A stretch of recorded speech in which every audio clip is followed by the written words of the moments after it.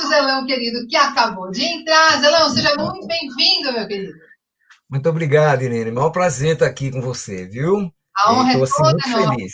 A honra é toda nossa. Deixa eu só conferir se todo mundo está ouvindo bem. Vocês estão ouvindo bem? Vocês estão vendo bem a gente? Como é que está isso, gente? Conta sobre a qualidade do vídeo e do áudio para a gente continuar. Tá tudo certo, Marcia? Olha lá, quem está aqui, muita gente boa, Denise chegando, Vitor chegando, muita gente bacana aqui para acompanhar a gente.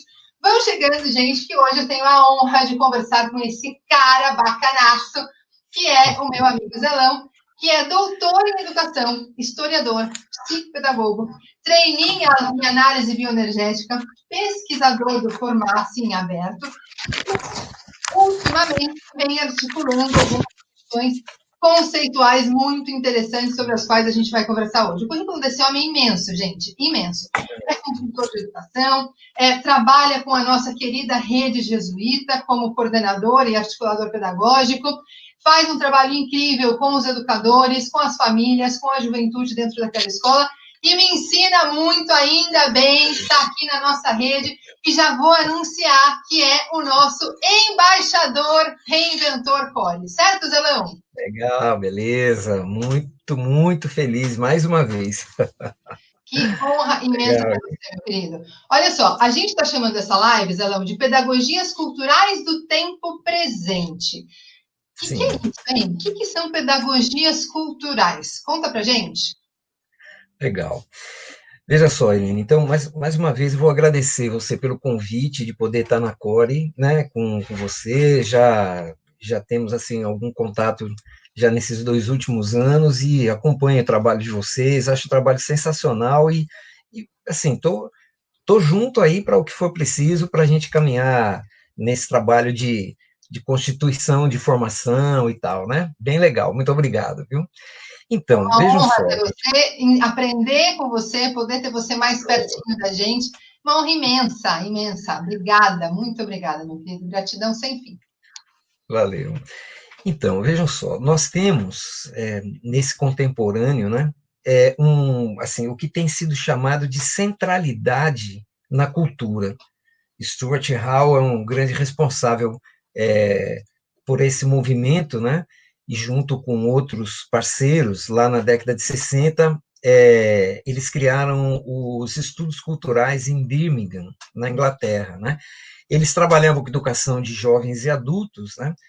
E, e, e e começaram a questionar aquele modelo de cultura elitista, que falava cultura de elite, cultura popular, cultura maior, cultura menor. Esse questionamento foi desconstruindo essa segregação. E eles foram buscar na antropologia, né, o significado de cultura que nos diz o seguinte: cultura é tudo aquilo que a humanidade produz em sociedade, produz na sua movimentação. Né? Tudo que gera sentido, significados, é um tipo de produção de cultura. E a partir daí, eles passaram, então, a desconstruir também os conceitos hegemônicos, né, de pertencimento, os conceitos hegemônicos daquilo que é ou não é uma determinada coisa, principalmente se colocando no lugar assim, ó, nós não precisamos de alguém para falar de nós sabemos falar de nós e vamos falar de nós. Então, o pós-colonialismo também caminhou muito nessa direção, né? Então, os estudos culturais, a princípio, eles trazem muitos teóricos. Ele é um campo interdisciplinar, ele não é uma disciplina, né? Mas ele trabalha num campo interdisciplinar porque ele trabalha com a mídia, ele trabalha com a educação, os pesquisadores desse campo discutem a cultura como uma arena de disputas e negociações de significados no cotidiano. Então, isso vem tomando um vulto muito grande, principalmente com a expansão da comunicação, da internet, dos recursos tecnológicos. Né? E a educação também começou a estabelecer diálogos profundos com os estudos culturais. Aqui no Brasil, A gente tem lá o pioneirismo do Tomás Tadeu da Silva, que foi o grande tradutor dos teóricos americanos, né, ingleses, para fazer essas aproximações. O Alfredo Veiga Neto, Marisa Borraber Costa, Daniela Ripoll. Tem um grupo grande da Universidade Federal do Rio Grande do Sul e da UBRA, né, nas duas universidades, o programa de pós-graduação em educação dialoga, está tudo centrado, né, nessa perspectiva.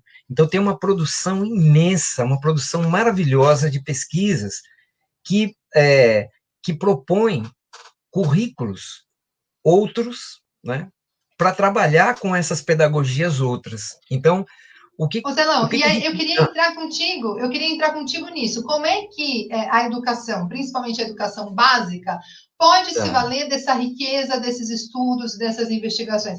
Por onde a gente começa a pesquisar sobre isso para botar isso na prática? E quais as iniciativas práticas que já existem? Tá. Você veja, né? Nós temos que falar de formação. Não podemos tratar desse tema de pedagogias culturais do tempo presente sem falar de formação, né?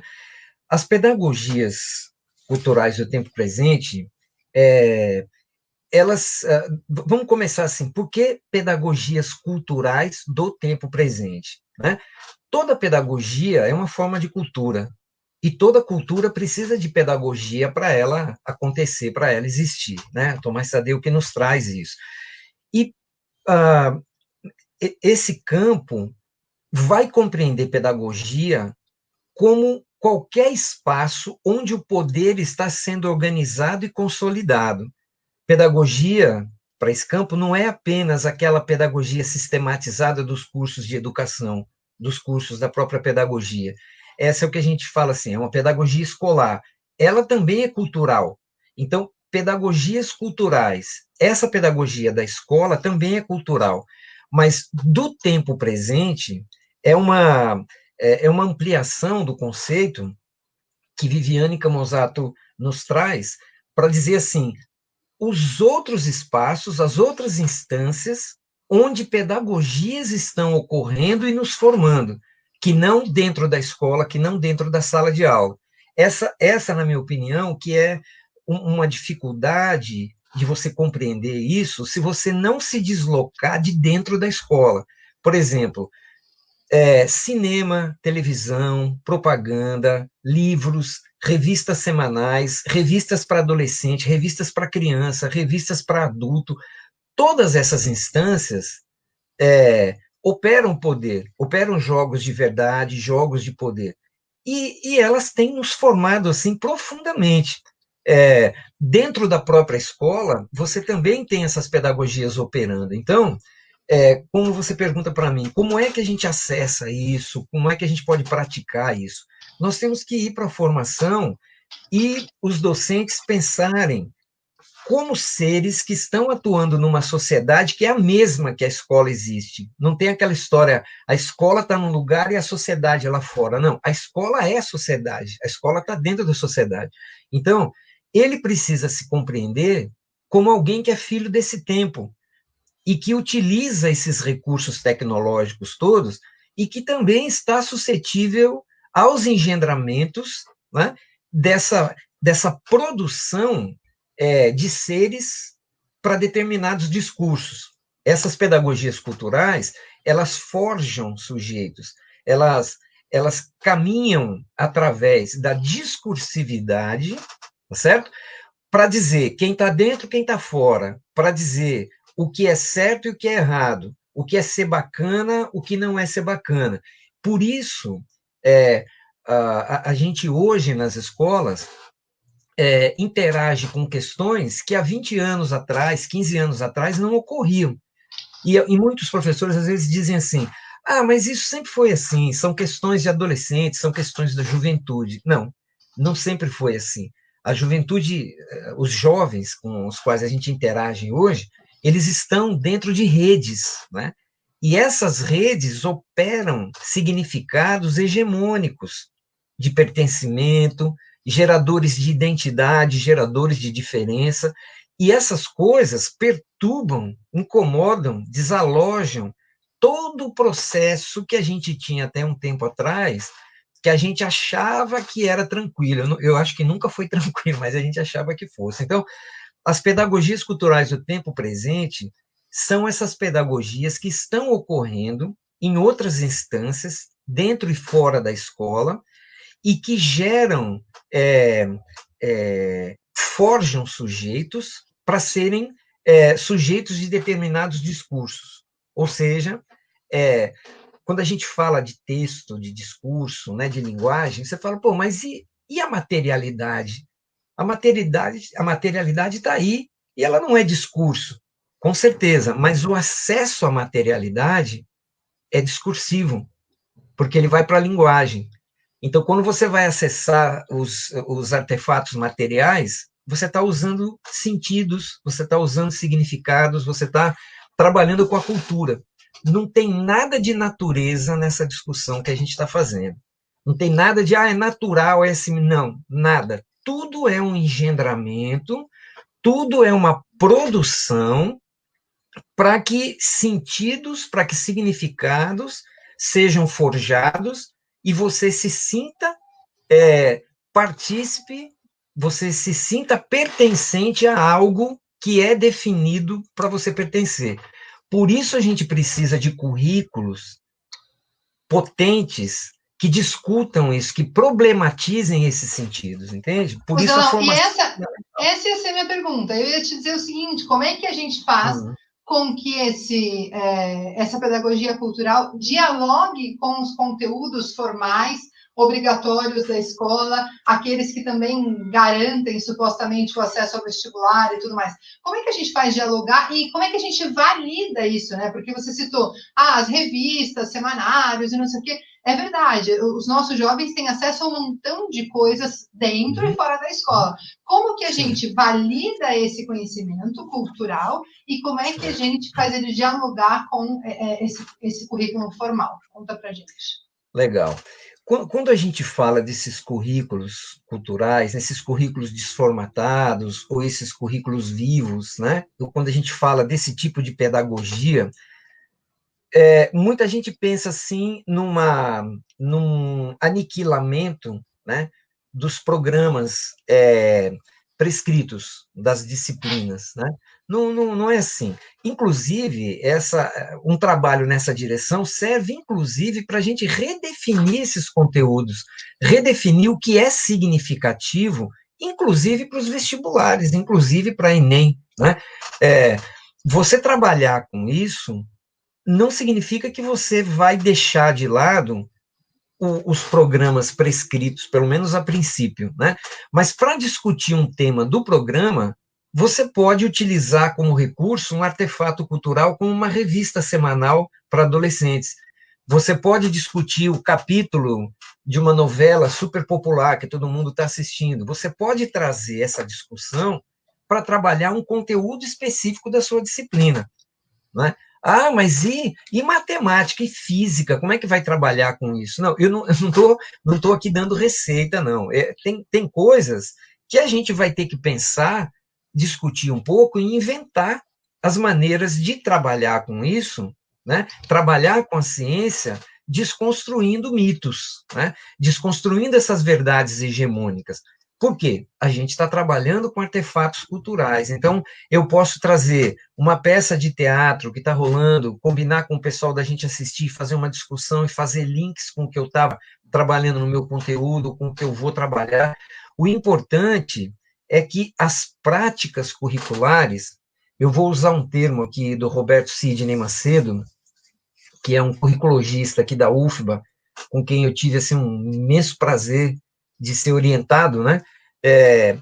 Ele cunhou o termo atores curriculantes, né?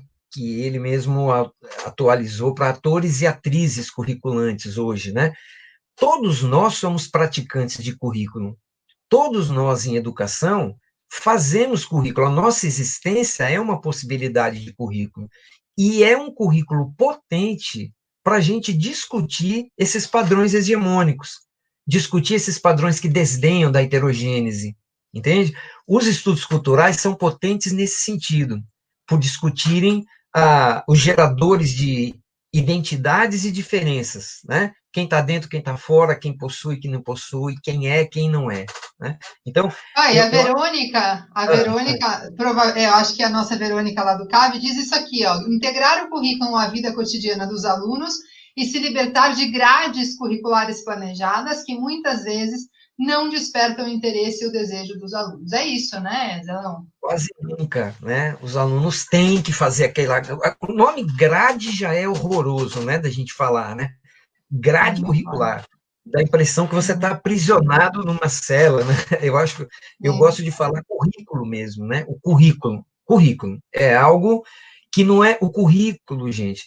Ele não é algo que está lá desde sempre existindo, que veio do sobrenatural. Currículo é um artefato cultural. Ele foi inventado, ele foi feito por alguém, ele foi feito por um grupo. Portanto, se ele é social, ele é político, porque nele aparece as intencionalidades, os desejos, as ideologias. Não existe esse negócio de currículo limpo. O currículo é sujo de tudo, de todas as intenções, de todas. O currículo é uma coisa promíscua, né? Porque ele é cultural, porque ele é político, ele é social, ele é uma construção social. Né? Ô Zelão, e como é que a gente faz com esses gestos burocráticos que existem, por exemplo, com a obrigatoriedade que grande parte das escolas impõe aos educadores de fazer o planejamento antes do contato com o estudante? Essa sempre foi uma inquietude minha, como professora de sala de aula, de pensar como é que eu vou programar um currículo, programar uma sequência, sem conhecer o repertório dos meus estudantes, sem ver a carinha deles, sem ver. E por que eu não posso mudar isso depois, né? Tudo bem fazer esse planejamento básico, estrutural, Sim. esquelético, digamos, mas com alguma possibilidade de flexibilizar isso, dado o fato de eu agora, depois de uma semana, duas ou um mês, conhecer o meu Sim. público, em algum momento da trajetória, poder mudar isso em razão do desejo, do interesse, do repertório desse público. Como é que a gente faz com esse dispositivo que ingessa a gente nesse sentido, Zelão? Quantas lives a gente vai ter? Vai ser possível para a gente Ah, eu preciso de discutir umas isso? 10 com você, amigo. Oi, Irene, você traz uma questão que é, assim, ela é uma questão super nevrálgica, né? É uma questão extremamente importante dentro do processo formativo, né?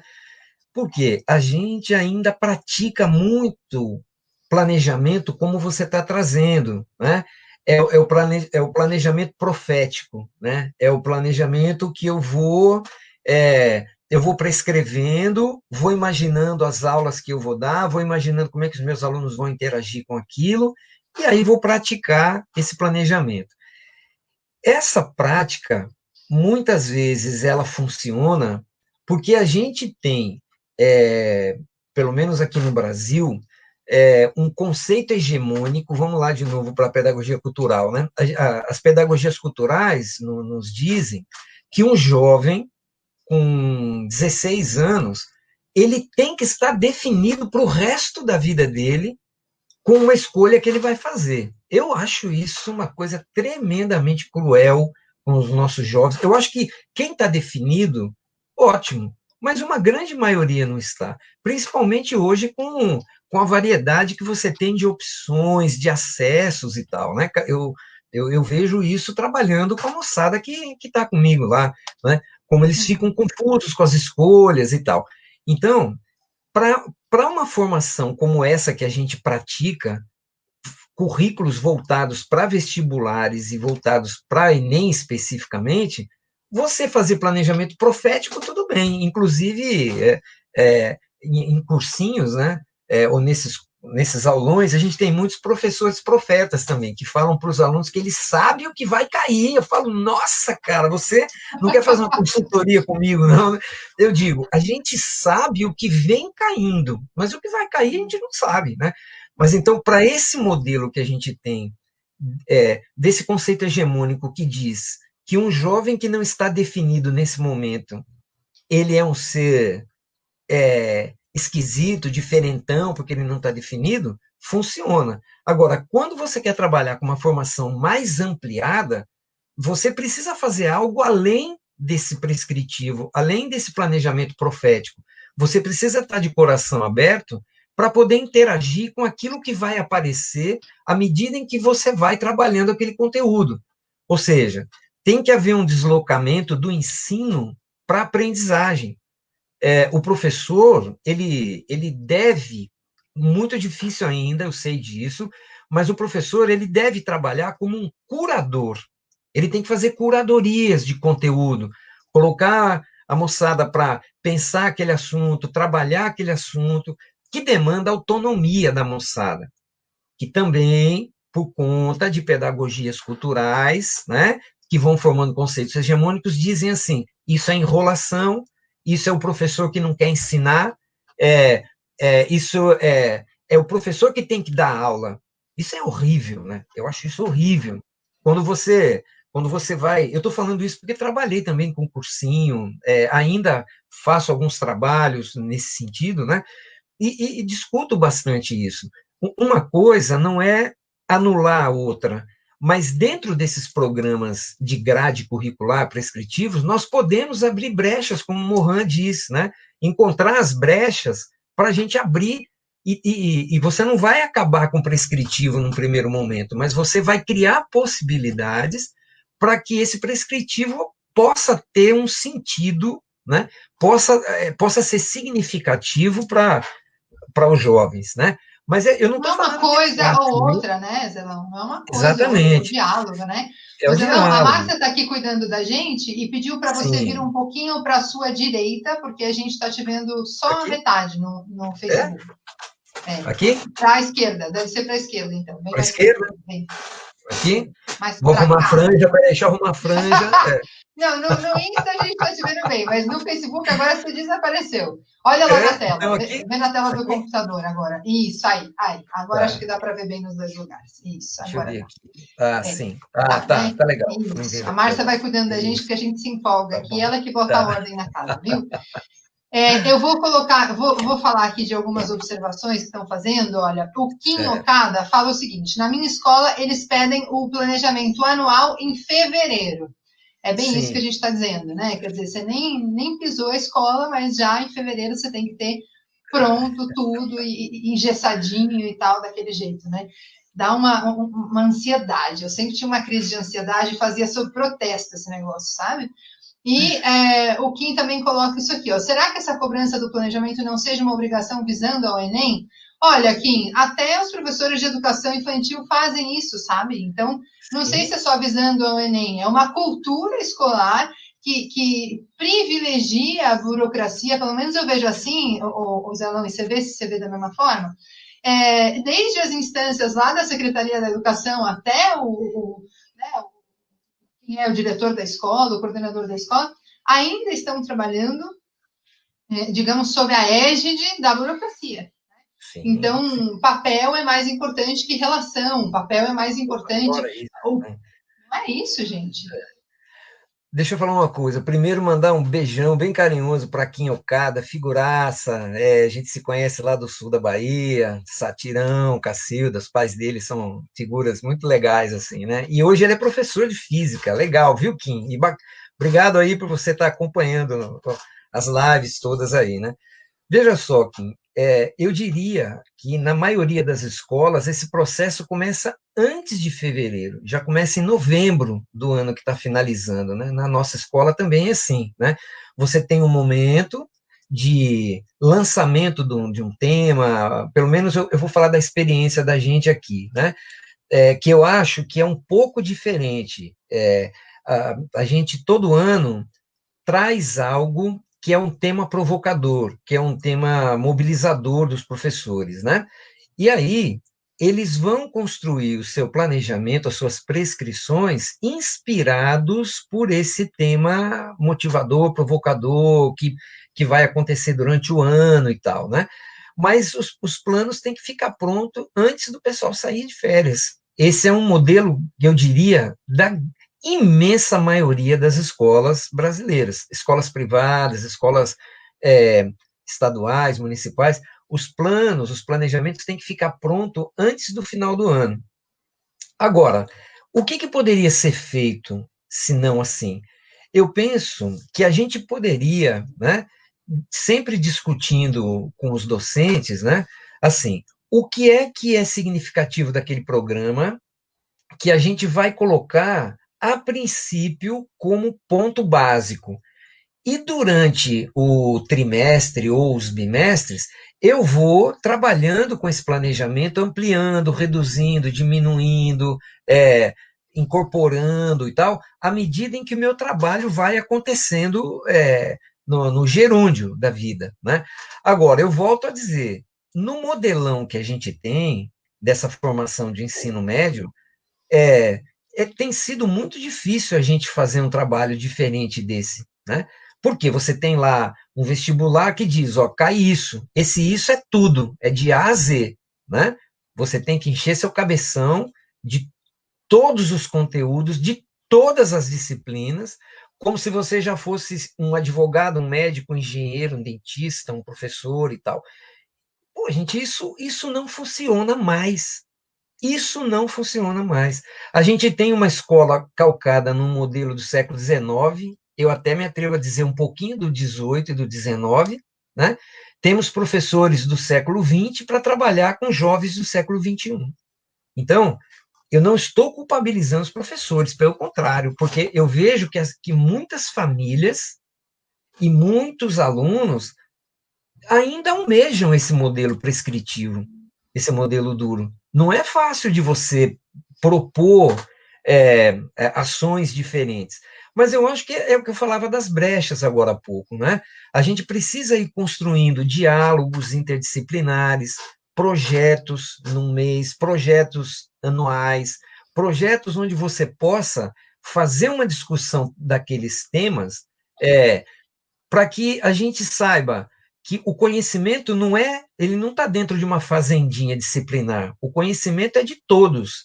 Agora, as disciplinas fazem recortes, isso é importante, né?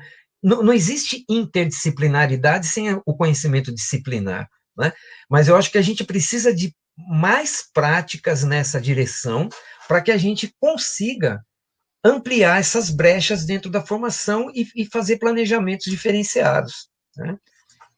Zelão, tem alguns comentários aqui, ó. A Selma da Claraboia diz: nos Estados Unidos, a maioria das universidades permite que o estudante permaneça como indeciso por um bom período, né? Não sei se você tem essa informação, se você quer comentar alguma coisa. Sim. Selma, beijo para você também, viu? Obrigado de você estar aí junto com a gente. Você precisa conhecer Irene, que vai dar um rock and roll bem legal, viu? Que delícia, já quero. Então, eu tive a oportunidade de conviver com intercambistas de diferentes lugares, né, da Europa, dos Estados Unidos. Alguns que ficaram na minha casa, né, morando comigo, como filhos, e os outros que circulavam por aqui na amizade e tal deles. E eu sempre conversava com eles sobre isso, né? Como é que eles viam? Eu gosto de ouvir a opinião dos jovens sobre assim, o que eles pensam sobre educação, onde eles estão. E o interessante é perceber que, tanto nos Estados Unidos quanto em outros países da Europa, na Austrália também, é, você não tem que, no final do ensino médio, ser formado em todas as profissões do mundo para fazer um vestibular, né? Você pode escolher, você pode definir quais são aquelas que você acha que você sente que você tem um envolvimento, você pode trabalhar com elas. E quando eles finalizam o que é o correspondente ao ensino médio aqui, geralmente eles têm um ano sabático, ou então um período antes da finalização. A última intercambista que morou com a gente aqui, ela voltou para lá, terminou o correspondente ao ensino médio, né? E agora ela vai fazer as escolhas dela. Mas, por exemplo, eles tiveram um ano, né, para viajar, conhecer o mundo, é o currículo vivo, né? É a interação com as Amadurece, pessoas. né? Não dá Você tempo de amadurece, amadurecer, né, gente? É inclusive muito com mais seus não sentido. saberes, né? Isso faz parte de você, né? E Sim. olha, Irene, diga, você ia falar, eu Não, cortei diga lá, você. diga você. Então, eu penso cada vez mais, e eu tô desenvolvendo essas aproximações, né? do corpo como currículo vivo, né? Como é que as Ah, escolas mas têm... espera, aí eu vou precisar que você faça uma pausa. Espera aí, Ah, porque eu vou dedicar um espaço especial a esse corpo no currículo vivo, porque eu quero saber de tudo disso. Você sabe que esse é um sim, tema que me interessa demais, sou yoga terapeuta e quero entender mais disso que você fala. Mas deixa eu te contar os recadinhos aqui, ó, e tá. te contar quem está participando. Ó. Gigi Tapipoca, não sei quem é, não sei o que é Gigi Tapipoca, você sabe, Zelão? Tapipoca? Não estou lembrando Conta aí pra dessa. gente, quem é você, de onde é? Dominique Alcântara dando boa noite. Ninas Kid Oficial, boa noite. Ariane Alencar dizendo que está amando a live. Alessandro Machado dizendo ótimas reflexões. O Elvis Rodrigues me dando oi, boa noite, Elvis, tudo bem? E está dizendo aqui que comprou o livro do Edgar Morin, que eu mostrei aí, o Cabeça Bem Feita. Olha, Elvis, eu mostrei muitos do Edgar Morin. Você está vendo essa parte aqui, ó, da minha prateleira? É tudo Edgar Morin. Eu sou uma das tradutoras dele, tive que ler tudo do homem para traduzir um livrinho dele, sabe? Então, vai lendo esse aí que você comprou, que é o Cabeça Bem Feita, que é maravilhoso. Depois você vai lá e compra o Reinventar a Educação, que foi o que deu origem à nossa associação, tá bom, Elvis? Que bacana. Você está seguindo a gente, está seguindo as nossas dicas e ainda comprando livro. Arrasou, adorei. Oi, Irene, falando em livro, posso mostrar um aqui? Eu quero muito, quero muito. Deixa eu terminar só de ler aqui, Zanão, enquanto você pega o livro, os Ah, recadinhos. A Ariane Alencar está dizendo assim: ó, me formei em arte na UFPR Litoral, que tem uma pedagogia Paulo Freire que trabalha autonomia e projetos. E muitos alunos saem porque dizem que não sabem aprender assim, engessados na tradição. Pois é, isso é poxa, assustador. coisa. Silva Casares dizendo Zelão, que mestre. Pois é. O Elvis dizendo que ele é de Santa Viu? Catarina. A Veja. Rosa Sabac dando boa noite. A Aline dizendo maravilhosa live. Gente, que delícia. Olha, Dominique dizendo professora de escola estadual em Mossoró, Rio Grande do Norte. Eu já vi gente aqui de Poxa, Santa bacana. Catarina, Rio Grande do Sul, Rio Grande do Norte. Estamos Legal, aqui, ó, chegando em todo canto. Que bom, bacana. gente. Que delícia. Diga Obrigado, lá, Irene. Zelão, o que você ia mostrar pra Então, gente? não, tem uma infinidade de livros, né, sobre as pedagogias culturais, sobre currículos culturais, estudos culturais e educação. Eu vou destacar um da Marisa Vorhaber Costa, que eu penso que ele seja é, assim, o que há de mais atualizado em termos de pesquisas sobre estudos culturais e educação, envolvendo os grupos de pesquisa dela, da UBRA e da Federal do Rio Grande do Sul. Para vocês Deixa terem ele uma aí mais ideia, um tempinho na tela, deixa, Zelão, que deixa. eu tenho Tá, certeza que a Márcia já está catando aí as dicas para dar dica de tá. leitura para o nosso público, que ela gosta de fazer isso. Boa, tá Veja, a ótimo. educação na cultura da mídia e do consumo, né? Eu Ótimo. vou, quer ver, olha, rapidamente eu vou falar aqui dos temas, olha, é, educação e cultura de consumo, sobre a escola e cultura contemporânea, sobre política cultural e identidade, sobre pedagogias culturais, sobre viver e aprender nas cidades, sobre infâncias e juventudes contemporâneas. Veja, dentro de cada um desses 6 temas que eu falei para vocês, tem uma infinidade de temas como esse aqui, por exemplo. Olha aqui, ó. Crianças, celulares e o desaparecimento da infância. Vejam, gente, não é uma demonização da tecnologia, não, viu?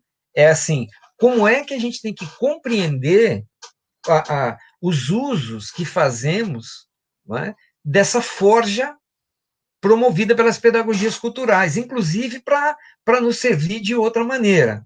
Aqui, ó, aprendendo a ter sucesso, a educação para o neoliberalismo nas revistas informativas semanais. Quais são as verdades produzidas por essas revistas? Como é que elas forjam sujeitos para essa lógica do capital? Por exemplo, aqui, jovens e idosos nas políticas culturais de identidade. Né? O que tem se produzido sobre terceira idade, né? Como a melhor idade, muito mais para você vender pacotes de turismo, né? Do que melhor idade. Eu discuto muito essa questão da melhor idade. Eu não sei, não sei. Ô, Mas Zelão, enfim, põe o oi, livro de novo, Zelão, oi, mas oi, olhando agora para o Facebook, para o computador, olha lá para o computador, porque não está aparecendo para o Facebook. Aí é tá, a educação na cultura da mídia e do consumo. Pegou aí, Márcia? A Márcia está lá pegando pelo Facebook tá, também, para ajudar o legal. nosso público de lá. Ai, boa, perfeito. Tá? Tá E ótimo, tá ótimo. um outro que eu vou destacar aqui também, que é da Paula Sibilia, ou Sibilia, O Show do Eu. E ela tem um outro livro chamado Das Paredes às Redes, né?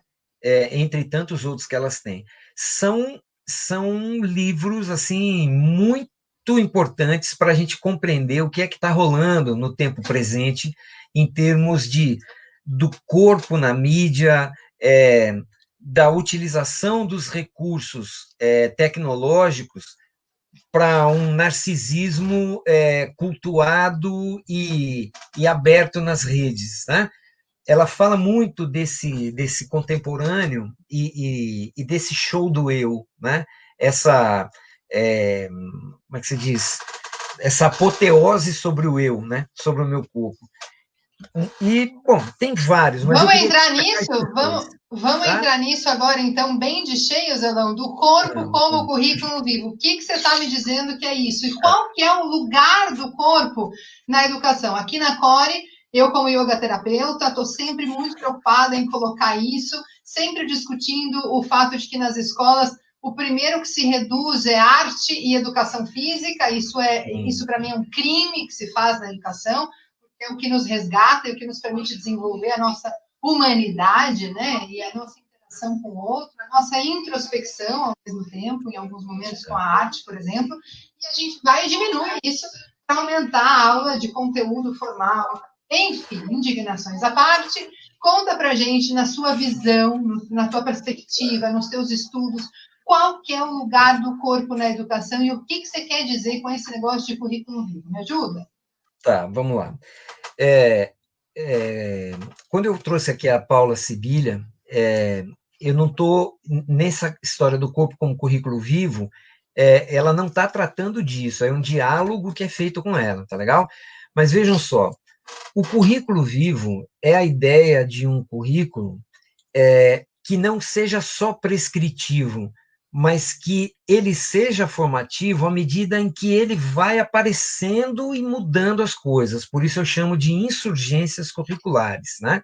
As minhas experiências de vida, as experiências de vida de alunos e alunas, de professores e tal, eles são dispositivos formativos. Não é que você vai ficar contando a história da sua vida, mas as experiências que você teve, aquilo que atravessou você, como diz o La Roça, né? Aquilo que lhe toca, a experiência não é a quantidade de coisa que eu fiz, experiência é aquilo que me mobilizou, que me tomou, que me fez dar uma respirada diferente, que deixou meu corpo mobilizado, meu corpo ativo, cheio de energia, tal, né? Isso é um currículo poderoso. Isso é uma maneira potente de você mobilizar as pessoas. Pronto. Eu tenho trabalhado, estou finalizando uma formação em análise bioenergética, né? Alexander Lowen, que é o criador dessa linha, dessa abordagem terapêutica, ele está inspirado em Reich, que por sua vez estão inspirados na psicanálise, né? E Reich vai trazer a ideia de que o inconsciente está inscrito no corpo da gente. E, portanto, as nossas emoções estão inscritas no nosso corpo todo, né? Reich começa a desenvolver um trabalho nessa direção e Lowen vai pegar esse trabalho de Reich e criar o que se chamou análise bioenergética. Você vai para a história do sujeito, a história das emoções do sujeito, né, da pessoa, não vou chamar de sujeito, vou chamar de pessoa, tá? E vai, através de exercícios corporais, mobilizar, né, partes do seu corpo que estão sem energia, partes do seu corpo que, por conta dessa sua história emocional, impediram o fluxo energético. Então, esses exercícios bioenergéticos. Oi? Tá Oi? falhando um pouco, Zelão, o teu áudio. Não, tá falhando um pouquinho o teu áudio. Tá, entrou um áudio em inglês aqui, não sei o que aconteceu aqui. Tá me ouvindo agora? Deve ser o Bix. Agora tá tudo certo. Então, e aí a análise bioenergética, ela trabalha com corpo e mente, mente e corpo, né? Como é que essa funcionalidade nos torna quem nós estamos sendo, né? A nossa história emocional está inscrita no nosso corpo, e a bioenergética aciona essa história, ela mobiliza você para ressignificar essa história, né? Para que você possa viver melhor com você mesmo e no coletivo que você habita, né? Então, eu comecei a ver que nessa perspectiva, o corpo acaba sendo um dispositivo de formação. E dispositivo de formação é currículo, né? Eu, eu posso aprender com o meu corpo a me conhecer, a me reconhecer e a me reconhecer no social, com outros reconhecimentos também. E eu vejo, esse ano eu vou completar 40 anos de magistério, né, de docência, que a gente discute quase nada, né, ou muito pouco sobre isso. Claro, eu não estou falando abordagem bioenergética, mas onde é que se trabalha com o corpo na educação? É na educação física, nas aulas de educação artística, quando você tem isso, como você já falou, né? E uma ou outra disciplina que fazem trabalhos corporais. Gente, me perdoe a generalização que eu estou fazendo aqui, né, porque eu sei de trabalhos espetaculares que são feitos em literatura, em história, em geografia, nas matérias de exatas também, que utilizam o corpo. Não vai dar para a gente falar disso aqui agora. Mas eu digo, são casos pontuais, né? O trabalho do corpo como currículo vivo, ele vai para além do trabalho que é feito na educação física ou educação artística. É você trazer essa possibilidade, né, de compreensão dessa sua história afetiva. Através desses exercícios propostos dentro dessa linha, eu vou flexibilizando esses pontos de tensão no meu corpo. Cada ponto de tensão desse está relacionado a uma fase da sua história, do seu desenvolvimento lá da infância. A bioenergética, nós podemos dizer que ela vai trabalhar com a sua criança adoecida, vamos dizer assim. Eu não estou dizendo que a escola tem que ter a disciplina bioenergética, gente, não é isso que eu estou falando. Eu estou fazendo aproximações com possibilidades. Você não precisa ter terapia bioenergética no currículo prescrito da sua escola, mas o currículo dessa escola pode dialogar profundamente com o conhecimento das abordagens corporais de terapia. A yoga, a bioenergética, a biossíntese, a biodança, né? São mobilizações do corpo que fazem com que ele seja uma potência autoformativa, né? Então, esse conceito de currículos insurgentes, mochilas existenciais que eu venho desenvolvendo, eu estou fazendo aproximações com a análise bioenergética para que a gente possa ampliar esse conceito do corpo como um dispositivo potente de formação e autoformação.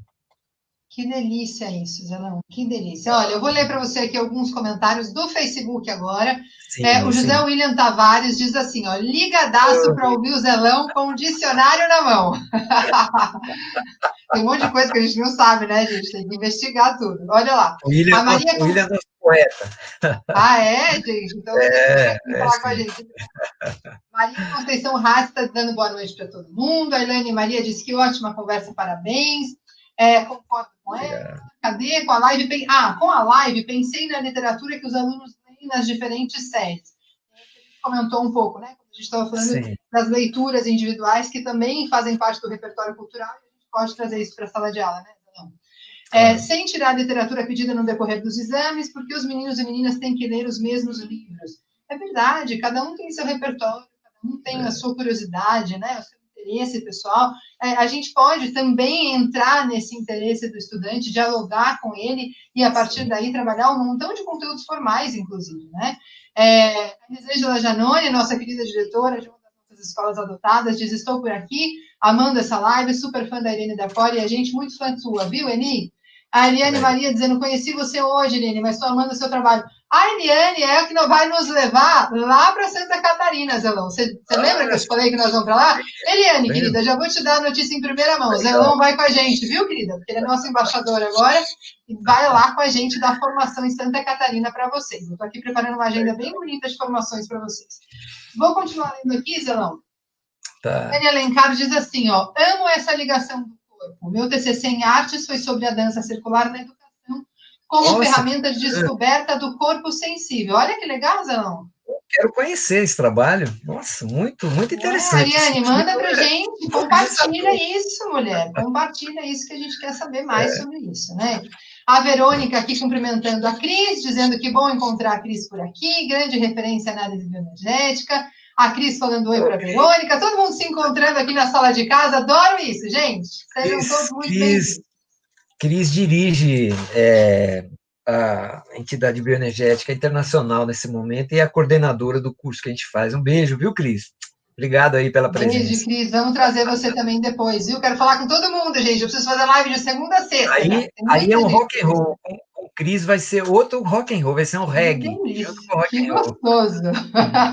Que delícia. Olha, a Deia Rodrigues diz, meu mindset está relaxado com a bioenergia. 2 férias da educação. Que linda. Gente, Zelão, eu queria que você me falasse, a gente vai ter que finalizar a primeira de muitas das lives que nós vamos fazer, porque daqui a pouco o Instagram também com a gente, mas eu queria que você... Tem muita coisa para a gente falar, muita coisa mesmo, mas eu queria que você falasse só de mais uma coisinha, que é, época de pandemia, a gente está na tecnologia, como é que essa tecnologia otimiza a questão do capital cultural? E outra coisa que eu quero ver se dá tempo da gente falar também, quais são as pautas, né, desse momento presente, englobando tudo isso aí que você pesquisa, mas situado aqui nesse momento presente de pandemia, Zelão. A gente que gosta do toque, do abraço, do contato, do olho no olho, como é que a gente lida com tudo isso? Conta pra gente. Irene, eu vou começar fazendo uma provocação para você, tá? Reflita, pense um pouco, problematize essa expressão capital cultural. Tá?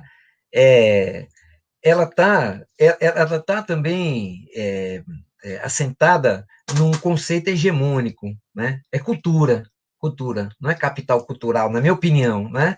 É cultura, porque a gente tem mania de trazer os empréstimos da lógica do capital para o que a gente faz que não está nessa direção. Né? Isso já está inserindo o diálogo com Bourdieu, né? Que é o que a gente falou um pouco antes. Sim, né? sim, e vai com vários outros líderes. Né? Então, veja só, a pandemia, eu também tenho brincado com o pessoal, e dentro dessa perspectiva das pedagogias culturais, eu tenho falado que nós estamos vivendo o contexto da pedagogia do corona, né? E o Boaventura Souza Santos também tem um texto que está circulando aí bem legal, que ele está chamando o corona de um grande professor, né? O que a gente está aprendendo com o corona? É um texto muito legal também. E por que eu falo pedagogia do corona? Assentado no que eu já coloquei aí inicialmente, né? Que pedagogia é onde o poder está sendo operado e instaurado nas diferentes instâncias do viver, é um gerenciamento da vida, né?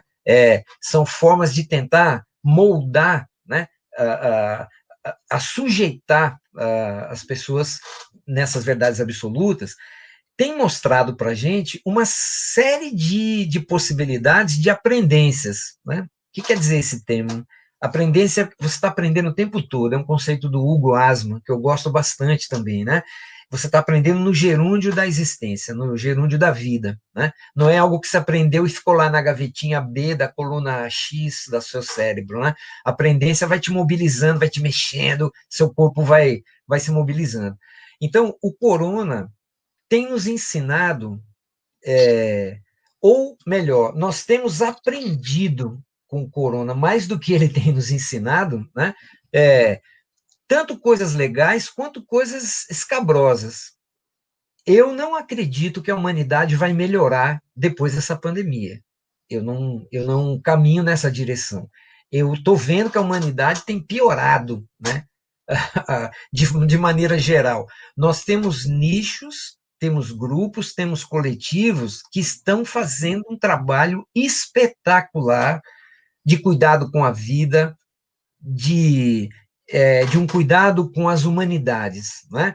Mas, de maneira geral, as coisas estão muito difíceis. A gente está vendo como as pessoas estão individualistas, como é que as pessoas estão pensando apenas em si, um cuidado excessivo de si, né?